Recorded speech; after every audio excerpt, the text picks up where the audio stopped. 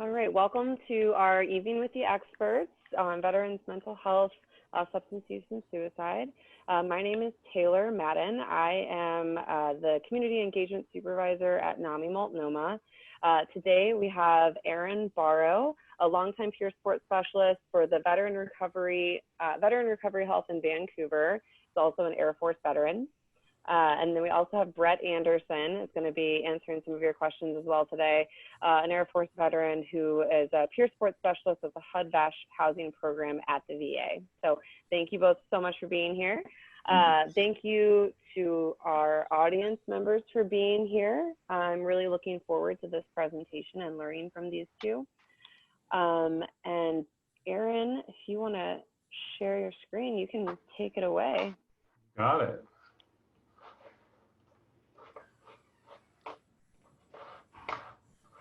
There you go. I just want to say hi to everybody, number one. Number two, put out a quick proviso. So some of this is based on research, and some of this is just stuff that veterans have told me over and over again over the years. So it's kind of take it with a grain of salt, you know. Some of it's just my opinion, so we'll see what you think. I was going to do a little intro slide here. Boom. But we already got the intro, so that's just a beautiful picture of me. Here's a gorgeous picture of Brett. Yeah, for me. So what we're going to cover today, we're going to talk about the legal definition of a veteran versus kind of the common definitions of a veteran. What are some mental health challenges that we see a lot coming through our program and that veterans struggle with a lot in the general public? We're going to talk a lot about substance abuse and use, mainly what some of the extenuating factors are, and a lot of the techniques I use to work with people who are struggling with substance challenges. We're going to talk a bit about veterans and suicide, mostly about VA resources available to veterans right now. And then at the very end, as Taylor mentioned, we're going to have a Q&A breakout session with peer specialists. Also, after each one of these sections, we're going to have a short Q&A. So if anything comes up for you while I'm talking, just go ahead and put it in the chat, and we'll try to answer questions as we go too. We don't have a ton of people, so I can see this being a bit more interactive, you know, than it would have been if we had a huge group. Aaron, can I add one more thing? Yes. I just want to offer to anyone, if anyone at any point is ever feeling activated, I want to offer the option to private message me, and I'm happy to step into a private group or a separate breakout session, just because some of these topics can be challenging. So I just want to throw that out there, but feel free to private message me and we can chat. Speaking of which, so yeah, we are going to talk about some really intense stuff. And like Taylor said, if you're feeling activated, please reach out to her. Take care of yourself. We're going to watch a video too that has depictions of PTSD that are pretty intense, but I think it really helps to understand what I'm talking about, especially for the lay individual. It really helped me understand some of the guys I work with a lot better. So we'll get to that in just a little while. Oh, also, well, I'll talk about that later. So if you're having any challenges, please take care of yourself and just keep an eye out. So what's your definition of a veteran? Why don't you pop that into the chat? I think everybody's, and veterans, you're not allowed to do this one. But anybody? What have we got, Taylor? Nothing yet. Nothing yet, okay. No, I'll just pop right on it then. There's a couple federal and state definitions. So if you're looking at the feds, it's any veteran is any person who served honorably on active duty in the armed forces of the United States. They make it pretty easy as far as their language goes. When you get to state definitions, it can get a little more complicated. That's just the state of Oregon's definition of a veteran, and they put a lot of provisos on there. There's different types of discharges, and that's going to play into whether a person's eligible for VA services or not. Typically, if someone went through the whole tour, did pretty well, didn't get kicked out, didn't get spent too much time in court, they're going to get an honorable discharge like I did. Although I did get close to getting kicked out a couple of times, I managed to scrape through. You can also get an other than honorable. My brother, who's recently passed away, got busted in a drug test and ended up with an other than honorable discharge. So it's not the worst thing you can get, but it also puts up some barriers when it comes to getting services later. Also, people typically tend to self-medicate. There's a lot of stuff that happens when they're struggling with mental health in the military. And so they might be more likely to end up with one of these other discharges. You have a bad conduct discharge. If you end up with a court-martial, something pretty serious, you can end up with a bad conduct discharge. This honorable discharge is usually reserved for some of the worst offenders, sexual assault, murder, different types of things. I mean, there's a huge spectrum. With officers, there's no such thing as a dishonorable discharge, and so they gave a special tag to officers, which is a bad conduct discharge. So it's they just call it an officer discharge if an officer gets out with anything other than honorable. Entry-level separation. So we've worked with a few guys who were only in the military for like 8 days or a couple of weeks, but they still were able to get VA services because they got injured in training. So if someone was in for a little bit of time, say basic training, broke a bone or something, or got injured enough so they couldn't continue with training and ended up getting out early, they still qualify as a veteran and for veteran services. So, and I'd add to that too, veterans who went into, in good faith into the military, but then because of the Air Force broke their contract with that person in the job that they were being offered, they'll also receive a honorable discharge. Hey, thanks, Brett. I didn't know that. All right, so other classifications. If we're talking about just a standard veteran, is anybody who served. It doesn't matter if they're in combat or not. If you served, you're a veteran. If we're talking about someone who got injured while they were in service, then we'd be talking about a disabled veteran.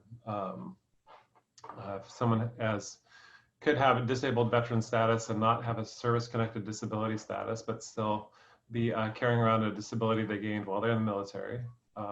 Or they could have asked for veterans benefits and ended up with an official disabled veterans qualification.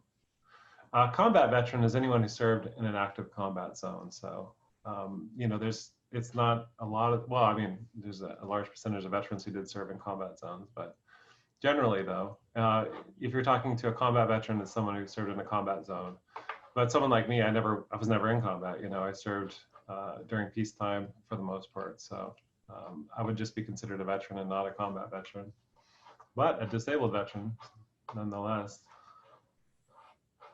So are there any questions about that section before I move on?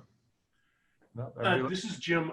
There was a book, and I can't remember the name of it. It used to be like, there's the 12 different versions of a veteran is way more accurate than the dumbed down and inaccurate federal little blurb that you have as far as what a veteran is, because depending on what type of veteran you are, gives you a completely different set of benefits, or none whatsoever. If you're a National Guardsman who's never deployed and never been on active duty for more than 90 days, the feds call you a civilian, by the way. Mm-hmm. You could be in for 43 years, and I know some of them, and it wasn't, and even though they get an Army retirement, they can't walk into the VA, right? I mean, so there's a lot of different versions of veterans, and it's really driven by what benefits package you receive. So 100% disabled is a very different person than somebody with a 10% disability. You can get a DOD ID card and go onto any military base with 100%. You can't do that with less than that, right? I mean, so again, there's a lot of different versions out there. So there's definitely a huge spectrum. Yeah, that's for sure. Thanks for the Aaron, on that. Just real quick, that the veterans or people that served or on active duty, they do split a lot of different hairs because they do have access to mental health services. and they will have access depending upon, especially the threshold on the veteran status is lowered for those individuals that are chronically homeless, that have mental health issues or addiction issues. The big VA has made accommodations for those folks. But yeah, you're right. It can get confusing, and that could be a whole nother presentation because I dabbled in that world quite a bit. But yeah, that's a good point. Yeah, very confusing. Service many veterans that had very limited time that would not otherwise qualify for other benefits. Well, I always say too, if you don't know, please ask, because you know, even people that work in the VA, we get confused, you know, about a lot of things having to do with military service monikers. I was in the Air Force, but I couldn't tell you 99% of things that the Marines use, terminology they use, you know, the rank structure and stuff. So if there is something you're confused about, definitely ask, because most times we're more than happy to clarify. But thank you for the clarification, Raul and Jim. I really appreciate it. All right, so what are some common mental health conditions I see a lot coming through the RRTP, and I think my colleagues over at HeadBatch probably see a lot of this too. I'm going to talk about traumatic brain injuries right off the bat, because I think this is one of the least diagnosed injuries that happen in the military, and it also happens to be one of the most common. According to Dr. Daniel Amen, it is the most common wartime injury are TBIs. Cause of TBIs. A lot of times there's repetitive blast exposures cause TBIs, and it might not be like one giant traumatic brain injury. It could be just a bunch of micro injuries that stack into really bad problems.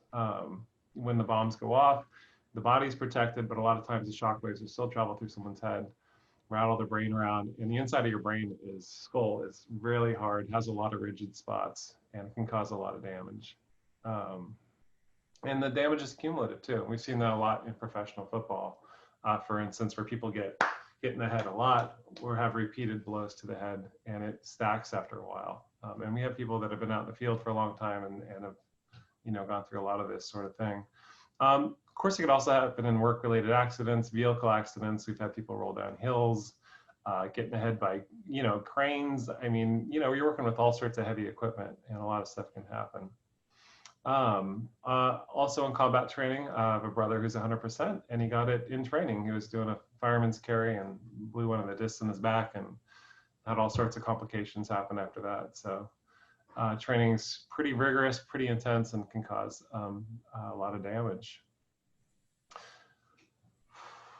Of course, if you're, you know, people are using alcohol, drug use, and other kind of like lifestyle choices can really intensify the symptoms of TBIs, especially if they're like restricting blood flow and the like, or just making some really interesting choices when they're drunk, you know, which I've done a few of those things over the years.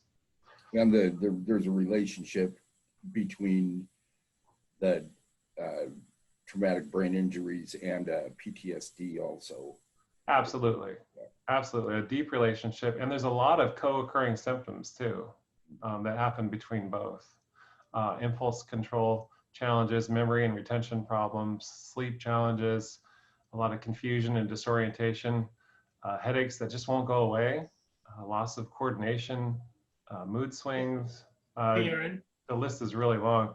Yes. Hey, Aaron. Have you ever met a person diagnosed with TBI who did not have a diagnosis with PTSD? I have not. I mean, it's almost unheard of, right? It really is, yeah. But how many people diagnosed from wartime PTSD have a TBI diagnosis? It's actually quite small. So I'm not so sure I believe that doctor's quote up there, because it doesn't really pan out when it comes to claims. I think that can be a pretty big challenge, because a lot of our psychology and our psychologists, they're not trained to look inside the brain. You know, they don't you do scans, they don't look inside someone's head, and so they make a lot of diagnosis based on the symptomology. And so PTSD is a pretty big umbrella of symptoms that people get tagged with a lot. When TBIs can cause a lot of really interesting things can go on, including depression, a lot of the anxiety. I mean, that just depends on where someone gets hurt and what part of the brain's affected. You know, really, you know, kind of what sort of effect you see in the long term. So I think you're right. Jem. There's a lot of different diagnoses that probably are associated with TBIs that we really just don't recognize, you know. And it's a field that they're still learning a lot about also. Absolutely. I mean, back in World War One, when it was first, you know, the shell shock, you know, term was kind of first used, where people, but they looked at it was like some sort of malingering or whatever. But, you know, after Vietnam is when they started really looking at it as a psychological or traumatic brain injury effect. You know, just from like the one it says here about the wavelengths, you know, from the shells, exploding and stuff like that. So absolutely, there's a lot that they're learning from it, about it. So Aaron, you know, the VA has a very incredible TBI screening tool that they use. Okay. And in 2015, when that's when TBIs were really starting to be diagnosed. Yeah. VAs across because I got called back also. Most of the VAs were anybody who was diagnosed with PTSD was brought back in and screened for a TBI. No so kidding. They were able to then to go back and then rescreen all those individuals. I almost said soldiers, because go Army, you Air Force people, you. So they were able to bring those people back. They called them and had them come back in, and then they would also get rescreened for traumatic brain injuries. Wow. But yeah, the VA's got a pretty good screening tool that they use now. They actually developed it so that anybody that comes back from combat, whether they say they were involved in a blast or an accident or not, they go ahead and screen them. Well, they're supposed to anyway. Right. Thanks, Cassandra. So it's sort of a moving target. Like we're learning more and getting better at it all the time, you know? Yeah. I appreciate that. Oh, I didn't know when that. It comes to the brain, you're always going to learn more. Yeah, there's so much to it. It's just such a complex machine, you know? All right. Well, thank you all very much. MST, big part of a lot of people's military experiences includes military sexual trauma. The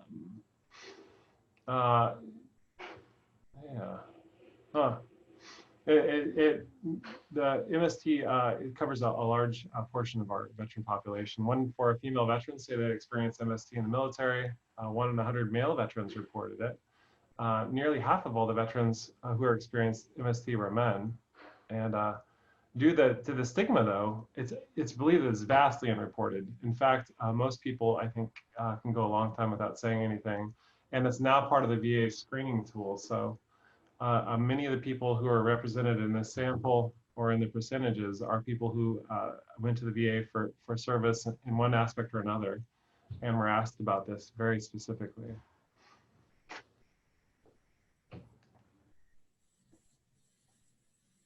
It's interesting too, how many of the men that have come through our program have experienced MST. It's a pretty significant portion. I mean, the women for sure, almost bar none. Every woman that I've worked with has had an experience like this, but also a large swath of the men have also had some sort of trauma, you know, in this area. Well, and MST is also not diagnosable.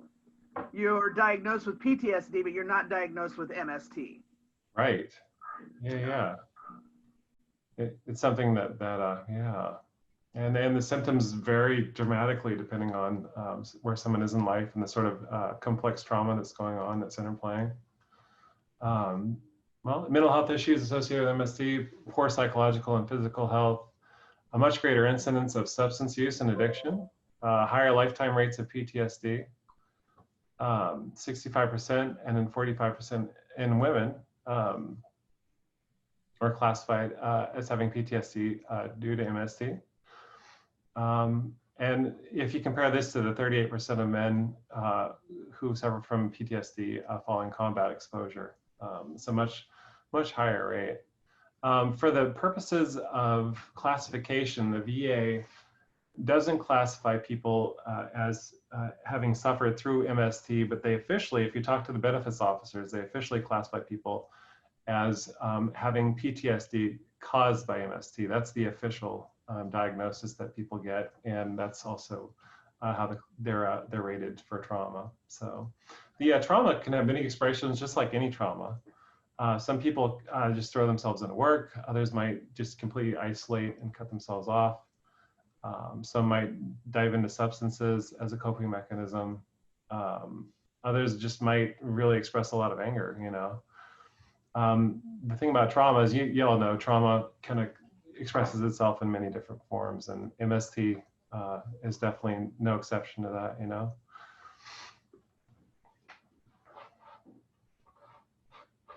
So PTSD, historically called shell shock or combat fatigue. There was a huge spike in PTSD around the Vietnam War, or at least around people who are diagnosed. If you say how common is it, during Operation Rapid Freedom and Enduring Freedom, between 11 and 20% of veterans that served were diagnosed with PTSD.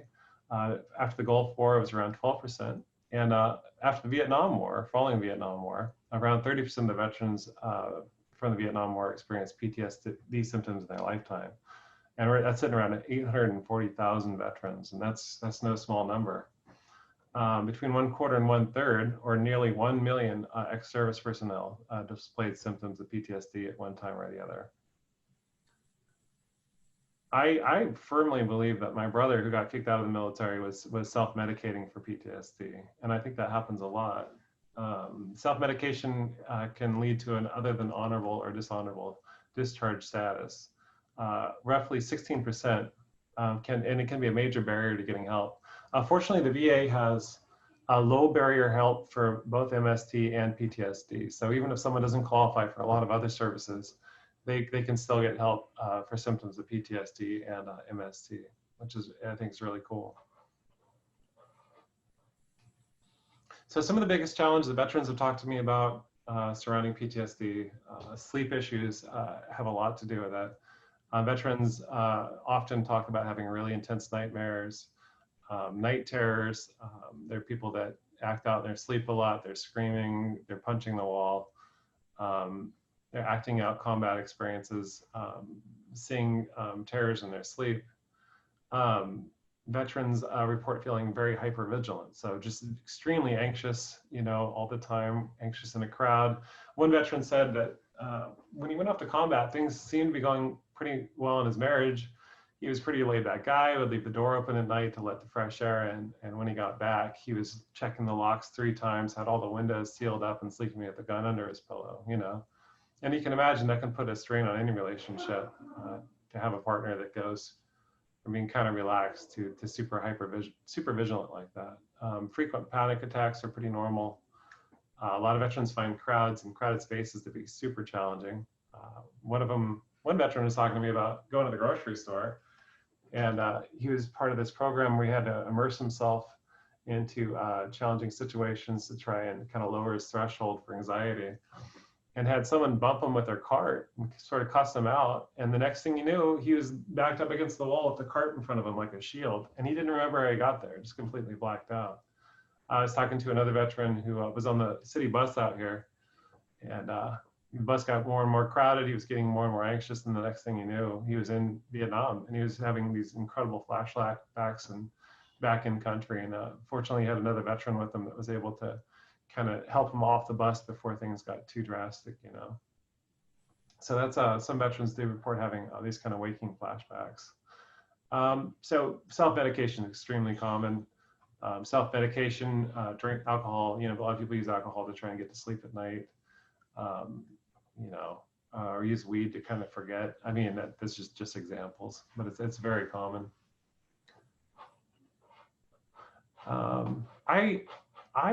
A veteran turned me onto this video here, The Long Way Back. It's an extremely, as far as I can tell, accurate depiction of PTSD, and it does a lot better job of it, you know, kind of walking people through it or explaining than I could.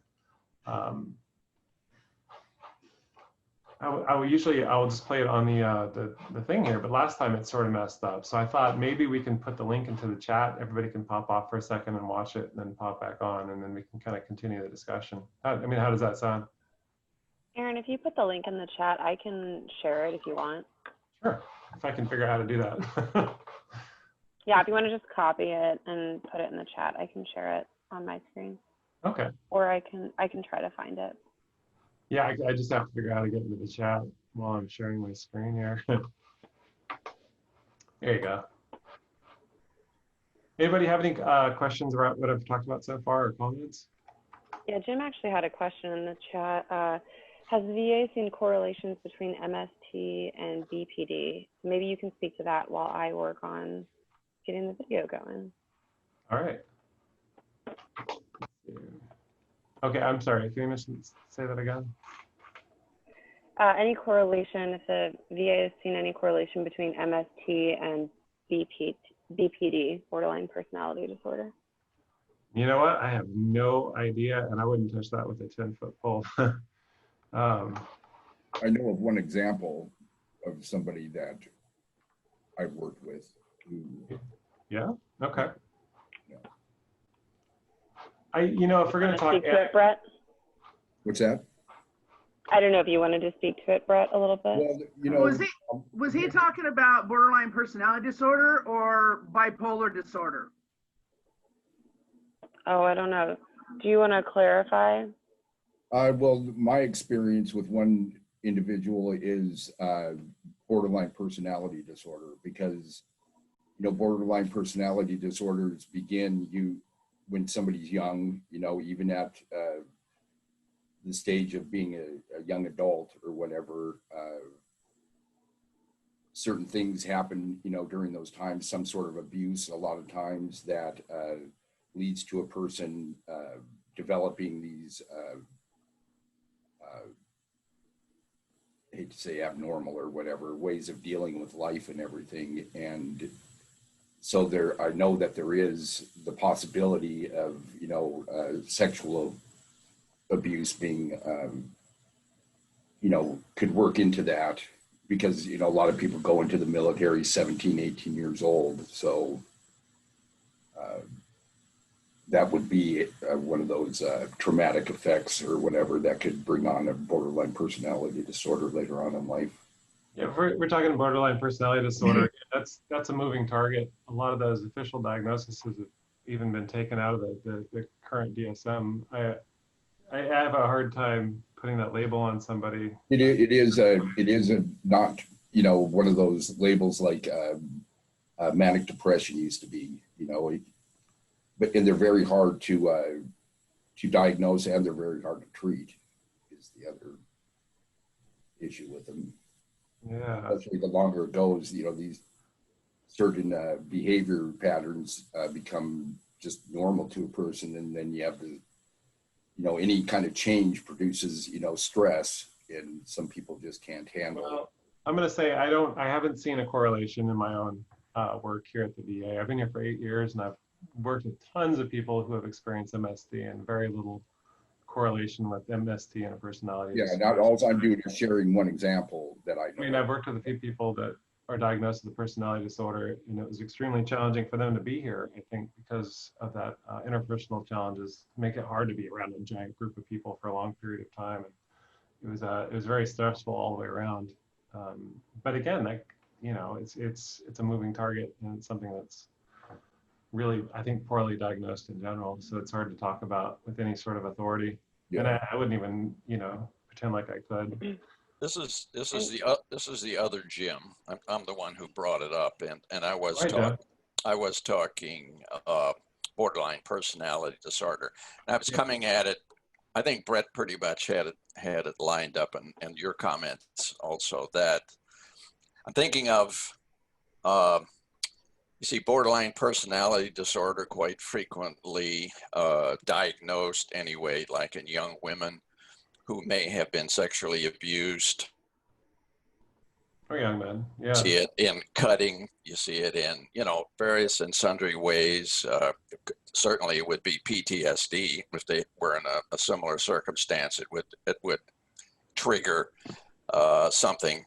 PTSD is, as you say, a moving target, because it's so complex that it's difficult, and given that you're looking at it, you know, visually, because there's you know, there's no physical thing that you can look at. It's what you see, and it's very complex. My understanding, I'm almost done. My understanding is that there have been instances where 2 psychiatrists actually had to be with one patient with borderline personality disorder because that person was so good, so sociopathic, so good at manipulating people that they needed a second opinion as they were talking to this person. I mean, it's a tough one. Yeah, trauma definitely expresses itself in a million different ways, and and that definitely is one of them. I think we got the video up. If y'all are ready, we can go ahead and watch this, and yeah, and then we'll continue on. Thank you for all your comments, Jim, and thank you too, Brett. Sure. And Gloria for your comments in the chat.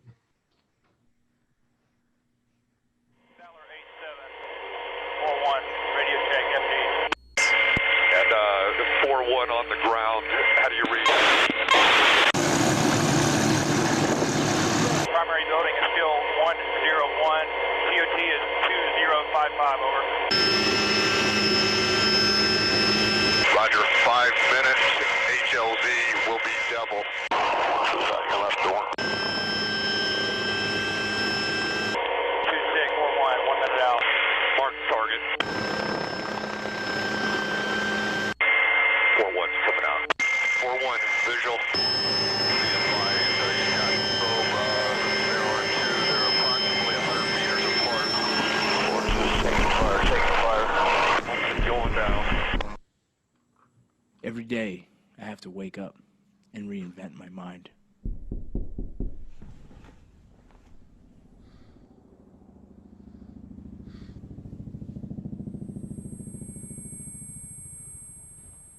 Taking the burden of a lost soul and letting it fall to the floor because these shoulders are tired and I can't bear the weight anymore. Morning. Glad to see you're alive.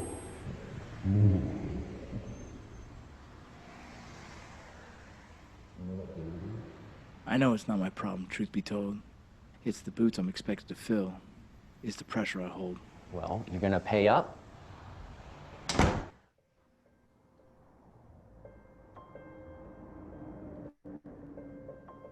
I didn't just carry that casket and that was the end. I've held that weight in my heart again and again. I can't just go peacefully into that night. I have too much tied into this life.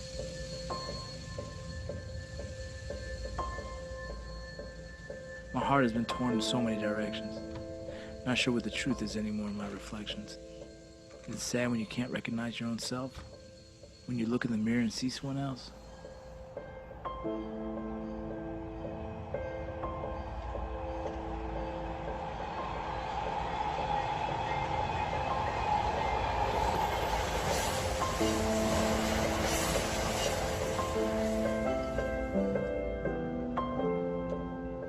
I've lived the majority of my day thinking, was I always supposed to end this way?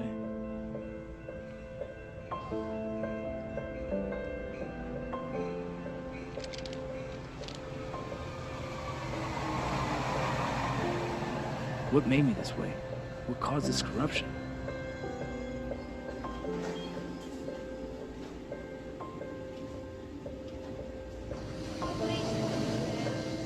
I was such a peaceful child growing up. Now I'm struggling just not to self-destruct.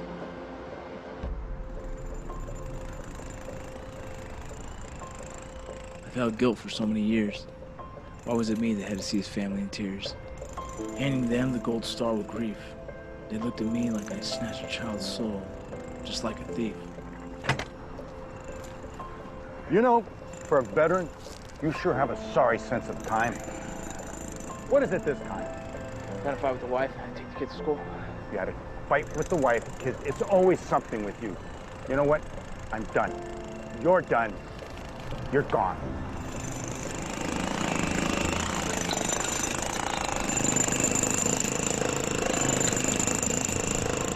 Here's a number that is shaping the way Americans think about war are are seeking mental health treatment from the That Department number, of Veterans do we Affairs. talk about it out of context? Quite It's A questionable. lot longer. The news comes as the VA struggles to deal with the big increase in the number of vets who need help. They found that vets who had served in Afghanistan and Iraq committed direct genocide. American comes back and is diagnosed with a mental health condition, and because they have PTSD, they ultimately kill themselves. What gets lost in that conversation is that the majority, the vast majority of folks do okay.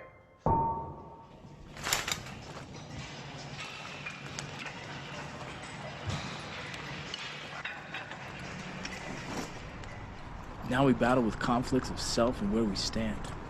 We're losing ourselves by our own hand. Vinny! Stop reaching for that escape. You should be reaching for that door of community. You should be letting your brothers in and asking for immunity. It's really good to see you, man. The question is like, what have you been doing? Like, where the hell you been?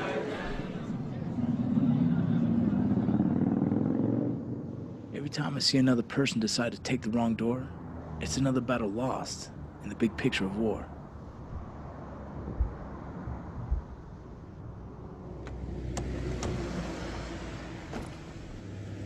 I've burned myself alive from the inside out. Alcohol, painkillers, and numbing self-doubt.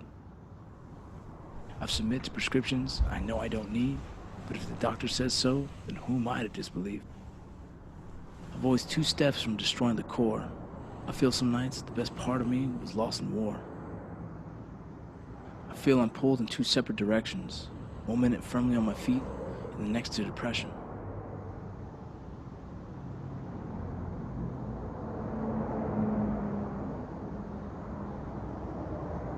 Cried myself to sleep when no one's looking. I'm man enough to say it. I need help, and I'm not joking.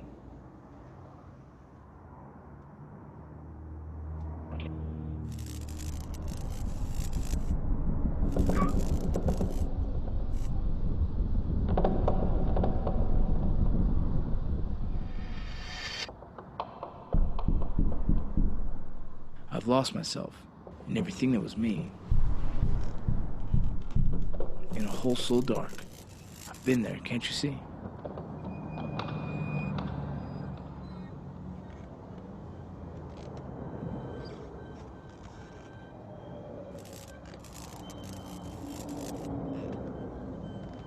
Always bored and ready to fight.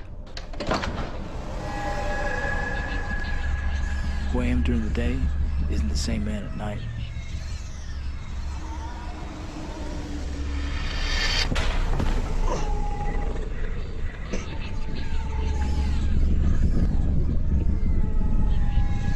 Hands that hold the weapon, hands and fingers that are made to touch and feel, turned on ourselves with our own lives at stake.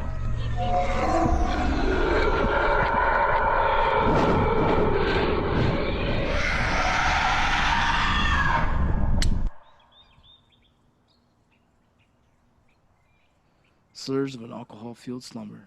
I'm no longer a man, but only a number.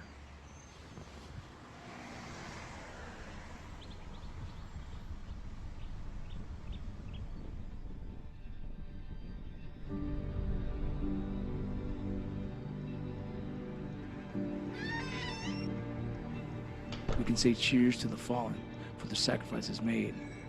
We all know the price. We know it's been paid.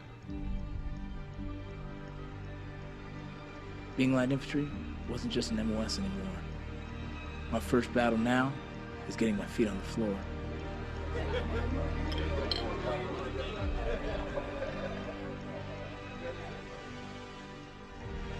Would they be acting the way that I am? Living this life, so ready to give in? I can't believe they would take this so lightly. This fight is not over. It's daily and nightly. Quick to the painkillers to gather my vision. Will I make it through today? Will I survive this next mission?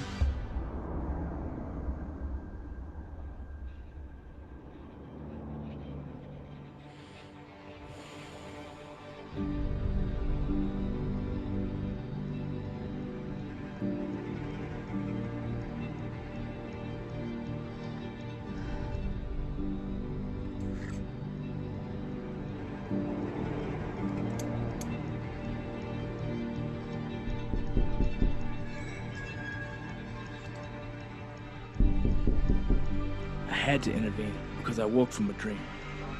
I can't tell you why I didn't choose that chance.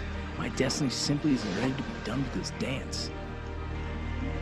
But when it's dark as night and I can't see the light, I remember this is my book and I'll continue to fight. The last chapter in this life is mine to write. So I call on those that have walked the same roads, those exposed to what most could never understand, the trials of war, the trials of man. With the help of our family, our wounds will soon mend. Welcome home, buddy. Tell me, where you been?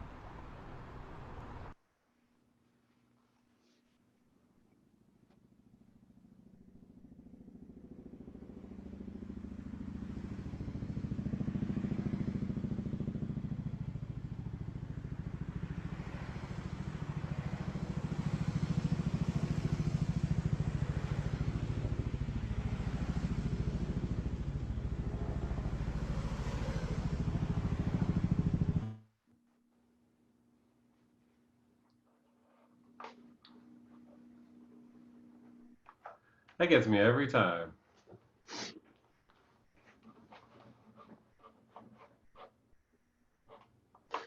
Yeah, one of our veterans, combat veterans, asked me to watch that video with him. It's kind of stuck with me ever since because it's a pretty solid depiction of what a lot of the veterans I work with have kind of experienced or talk about experiencing. Sort of that blur, you know. I'm pretty sure that people who are watching this video have experienced the blur sometimes or at some point in their life.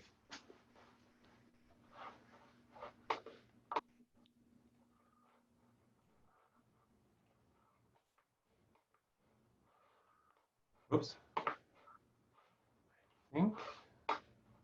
Sorry. Seem to have like done something weird with my feed here.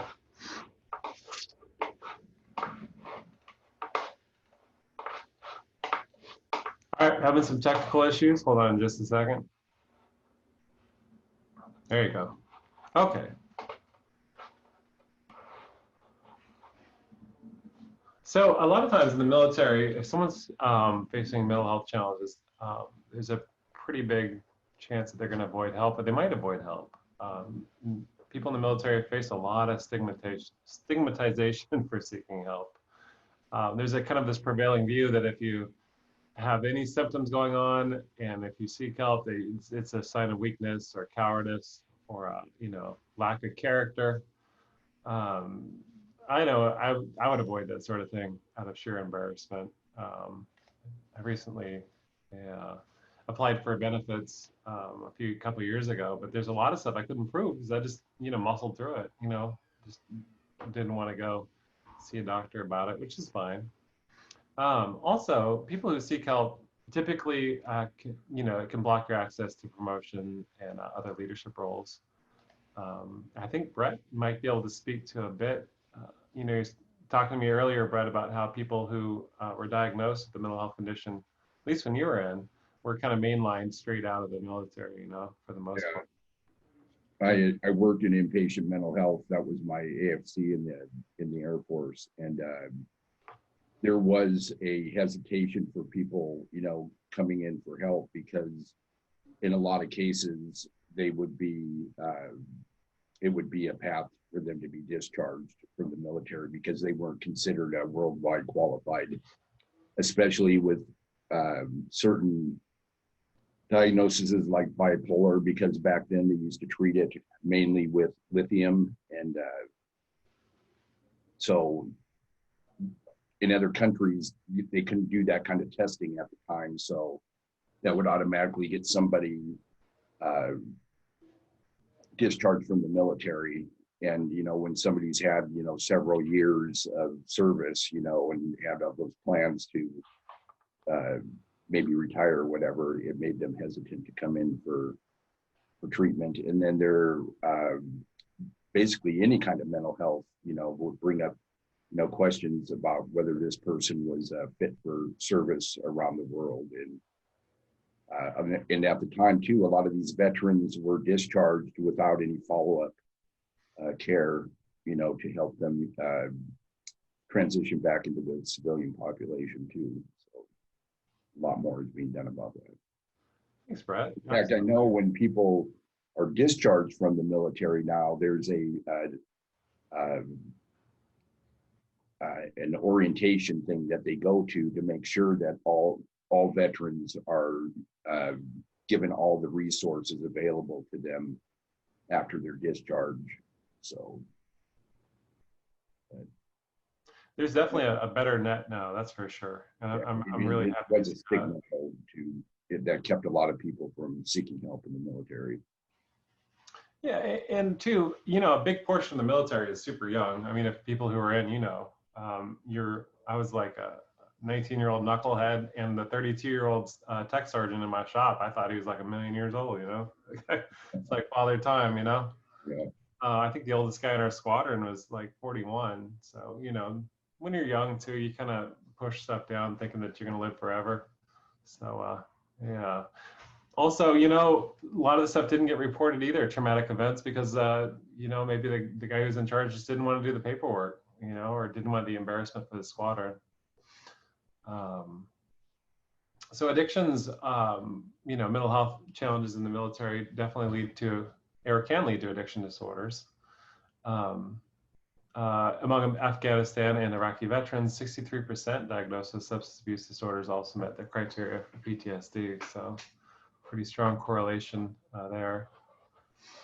So any questions or comments about this mental health section before I kind of move on into addictions?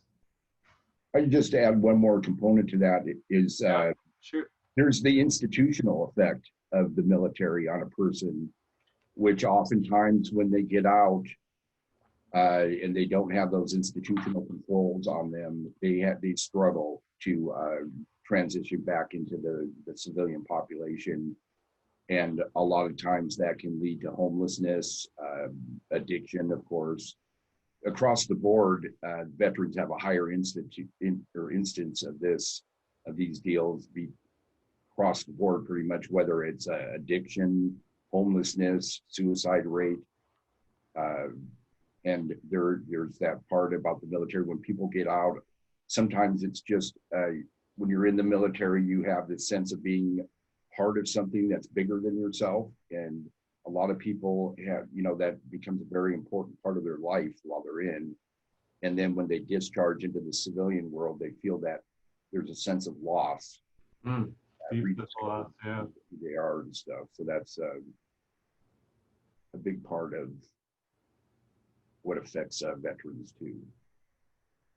Yeah, I know there's a lot of veterans on this call too.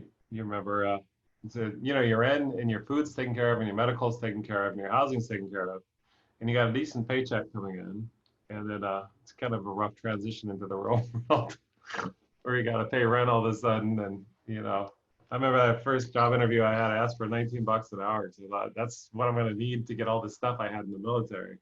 And I just got laughed right out of the interview, you know. I don't think I was too individual in that. So, yeah, how does this kind of, all this trauma kind of interplay with addiction? Judging from what I've seen in Europe and since, the power of God in human affairs was negligible. The brotherhood of man is a grim jest. If there is a devil, he seemed the boss universal, and he certainly had me. It was written by Bill Wilson, World War I veteran and the co-founder of Alcoholics Anonymous, about his experiences in World War I. So more than 1 in 10 veterans have been diagnosed with a substance abuse disorder. Alcohol abuse is definitely the highest substance used by veterans. A lot of that is, there's a lot of stigma around drug use, and also, gosh, you can get some serious prison time for getting caught even with weed when you're in the military, you know? Although alcohol use is extremely glorified. Most of our get-togethers, barbecues, ritual events kind of involved lots and lots of alcohol, and it was very much encouraged. Not that people didn't use drugs while they were in. I mean, I did here and there, but you know, it definitely wasn't as prevalent. And so we see that just about 65% of the veterans entering treatment right now claim alcohol as their drug of choice. A lot of veterans are also mitigate mental health challenges with alcohol. Many of them tell me it helps with their sleep disorders and can help blank out nightmares. It's definitely used to mitigate the effects of chronic pain. Can be pretty good medication for that, at least while it works. Eventually it stops working for most people, but that's what a lot of people start using it for. Opiates are pretty heavily prescribed in the military, traditionally speaking. Military physicians wrote 3.8 million paid prescriptions in 2009.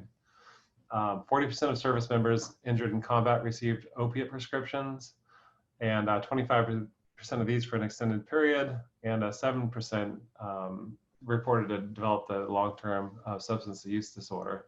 I have an anecdotal story. My brother, I told you earlier, got injured in training. He was doing fireman's carries. He picked up his workmate, and he was kind of feeling out of it that day, but he didn't want to show that to the other people in his squad. So he was in the Marines. So he threw this guy over his back and blew 2 discs, couldn't feel his legs, and collapsed on the ground. And so he was taken to the local military hospital, kept overnight, and they said, well, if you can walk out of here, you can go home. And he tried to walk and he collapsed. And so they put him back in his bed, shot him up with morphine, and said, hey, if you can walk out of here, you can go home. And of course, hopped up on morphine, he was able to walk out of there. But he ended up with a blood clot that went to his lungs, and his, killed off part of his leg and his lungs. But anyway, I'm just trying to say that opiate prescriptions are a pretty big deal in the military. Other veterans have told me on long marches, they'd be marching through the desert for several days. They'd be exhausted, beat up, feet hurt, legs hurt, just tired to the point of passing out. And their company medic would give everyone morphine, and that would help them feel alive again so they could march for a couple more days. And that was pretty common too. So something funny happened around, and also remember this number. So 35% of military members who served in Vietnam reported using heroin. And 7% of those said that they had a dependency or a habit after they got back from deployment. So in 2010, something funny happened. The DoD, Department of Defense, and the VA issued new guidelines aimed at reducing opiate prescriptions. So all of a sudden, providers in the military and in the VA were really strongly encouraged to stop issuing opiate prescriptions. Vets who had been giving these mega doses of opiates for years were cut off all of a sudden. A lot of these guys said they went from getting 100 or 200 pills of oxy a month to nothing overnight.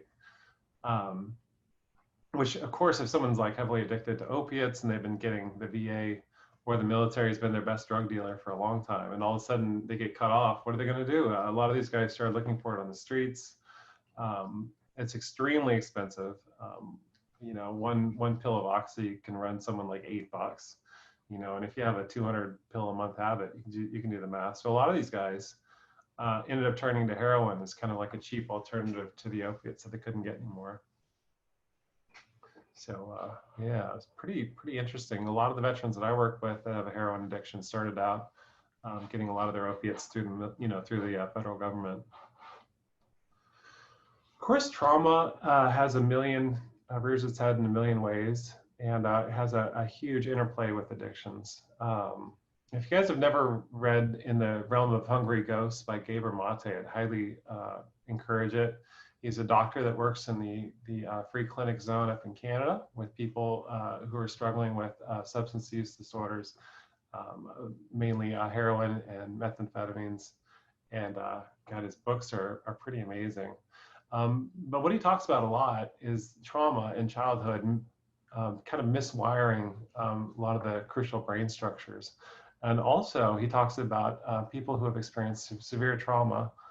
They also have like a depletion in certain key, I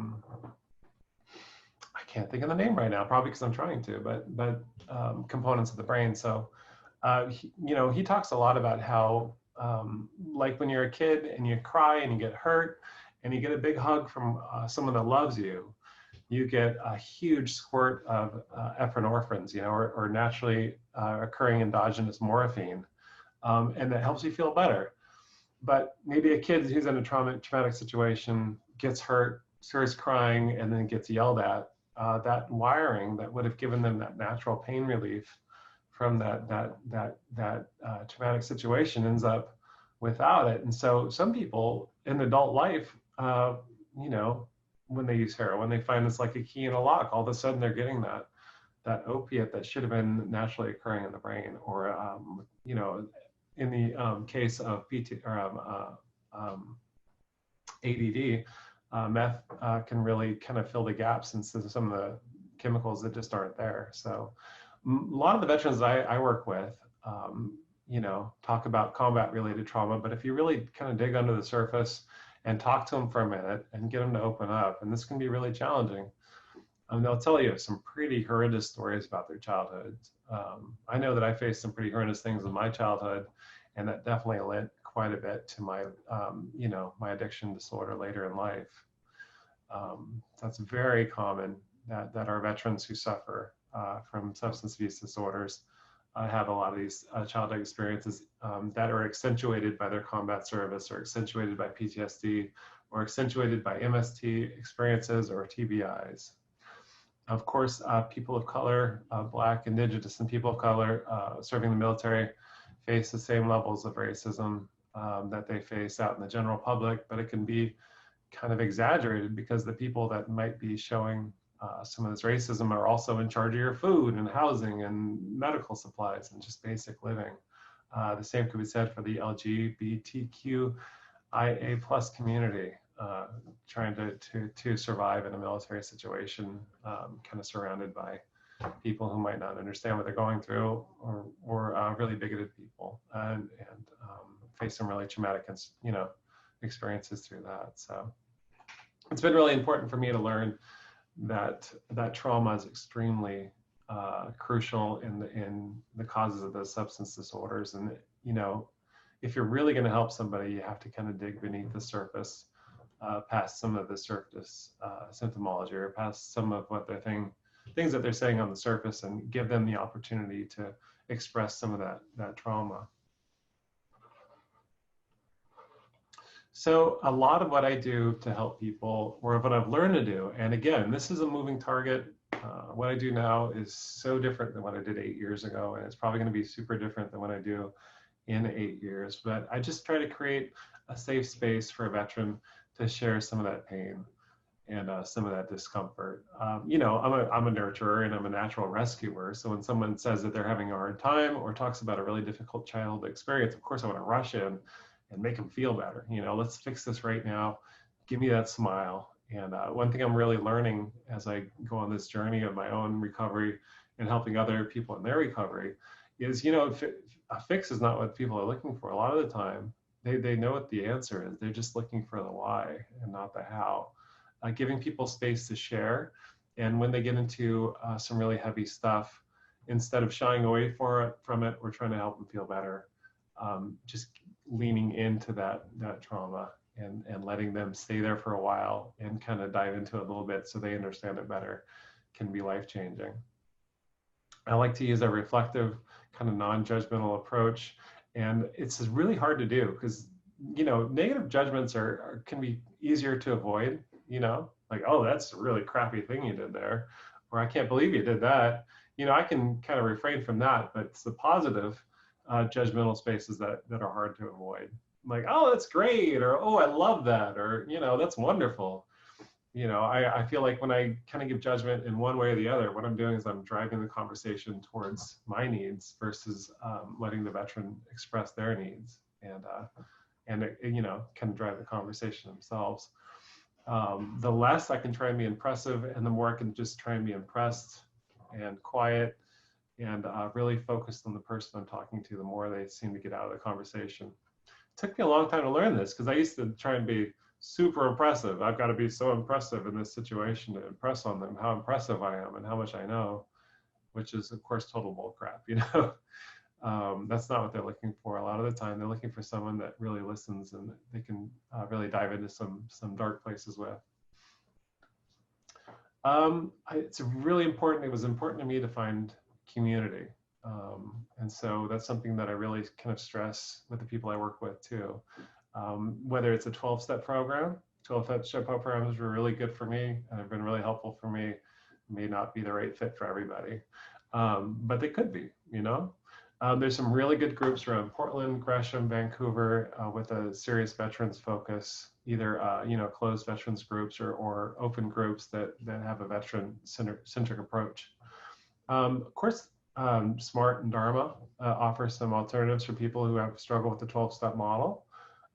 For people who are really into their faith, whether it be Christianity or Buddhism, there's specialized programs. Celebrate Recovery, Dharma can be really good for people seeking some sort of alternative tribe to fit into. And of course, groups like NAMI and Folk Time have some wonderful non-substance focused veteran support groups that I'd highly recommend. And it can definitely be a good place to find tribe, you know, find their tribe too, or find people to connect with. Finally, you know, it's been super important for me to spend a lot of time taking care of myself. It's so easy to get burned out. I hit this level of burned out about 5 years ago. That was extremely toxic to me, to my family, and everybody I'd worked with, you know. I just got, it's hard to see people hit the wall and hit the wall and hit the wall and hit the wall. And after a while, it can kind of fry you out of it.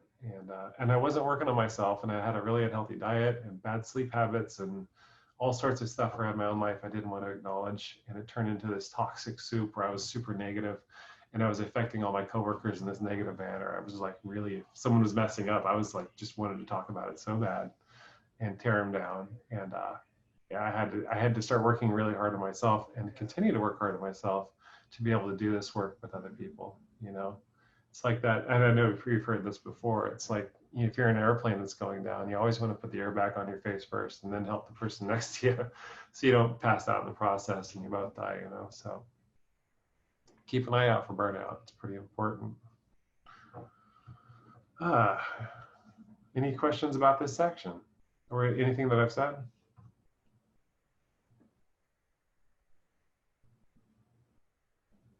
All right. Well, finally, let's talk a little bit about suicide. So rates of suicide are higher amongst veterans than the general population. In 2017, I'm not sure how much that's changed in the last 3 years, but the rates among female veterans was 2.2 times higher than the general population. The highest rates of suicide, you know, in society in general and in the veteran population are veterans and people between the ages of 18 and 34. But the highest rates of people who actually end up dead through a suicide attempt are typically men who are 55 and older, experience the highest completion rates. 70% of male veteran suicides and 43% of female veteran suicides were from firearms. Of course, service members, you're trained in a firearm, you spend most of your life with a firearm, and many veterans own quite a few firearms. And so that happens to be the weapon of choice when it comes to suicide, which is really unfortunate because it doesn't give someone a chance to live or to have a second idea or a second chance or just to think about it for a minute. It's that instant death, you know.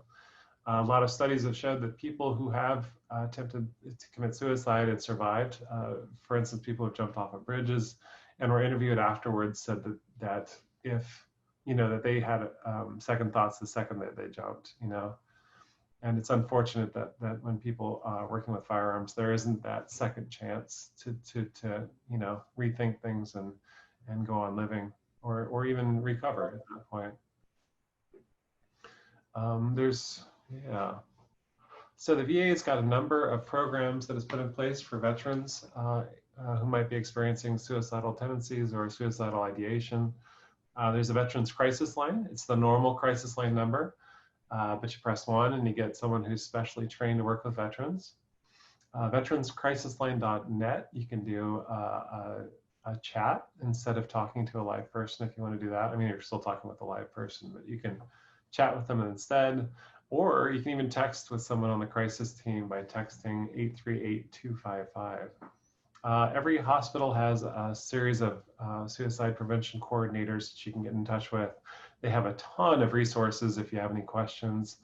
They're also tasked with, if someone calls the crisis line, have a hard time and ask for a referral, then that's the veteran suicide prevention coordinators at the hospital that give them a call the next day and follow up with them. So really cool people. I happen to know a couple here in Vancouver, just really amazing people, and they're super dedicated to their work. Yeah, I know in our program, our social workers do a suicide risk assessment on the veterans that come through, and we do everything we can to, try to get them to make commitments to not having weapons in their, in their apartments or whatever, that increase that risk of them acting, spontaneously or whatever. And so there's a lot of things that the VA does to, try to reduce that risk of, having those things available. Absolutely, there's been a massive push to, in veteran suicide in the VA. Tons of funding, tons of resources, tons of programs. It's been one of the main priorities for the last 3 years, or 4 years, I should say. The current administration, that's been their top priority. So we have specially patient and outpatient clinics, medical centers, and community-based outpatient clinics. All mental health care provided by the VHA supports recovery, striving to enable a person.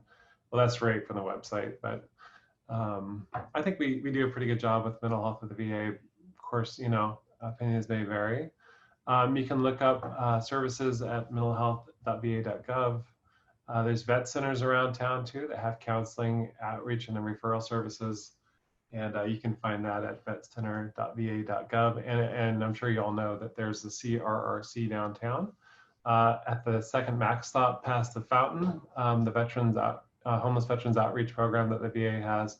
If you're working with anyone who needs a referral or who needs to talk to someone really quick, you can either send them up to the main VA in the emergency room, or sometimes a better option is to send them down to the PRRC. They have a really nice staff of social workers and doctors there, and they can do a lot to help without going to the big hospital.